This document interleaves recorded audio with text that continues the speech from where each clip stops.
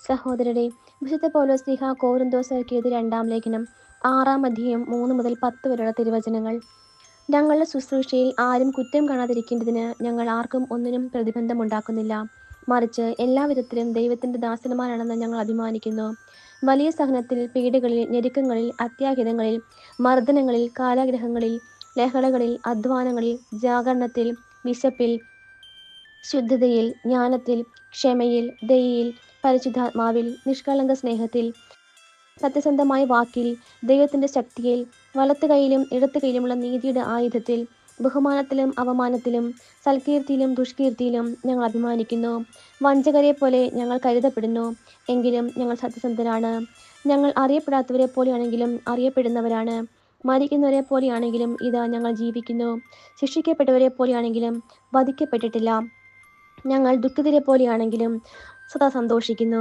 ദരിദ്രരെ പോലെയാണെങ്കിലും അനേകരെ സമ്പന്നരാക്കുന്നു. ഒന്നുമില്ലാത്തവരെ പോലെയാണെങ്കിലും എല്ലാം ആർജിച്ചിരിക്കുന്നു. നമ്മുടെ കർത്താവായ മിശിഹായ്ക്ക് സ്തുതി.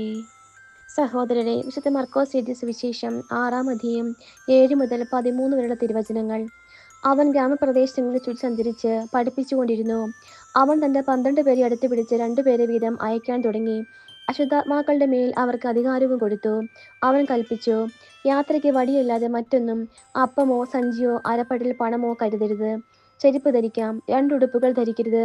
അവൻ തുടർന്നു, നിങ്ങൾ ഏതെങ്കിലും സ്ഥലത്ത് ഒരു വീട്ടിൽ പ്രവേശിച്ചാൽ അവിടം വിട്ടു പോകുന്നതുവരെ ആ വീട്ടിൽ താമസിക്കുവിൻ.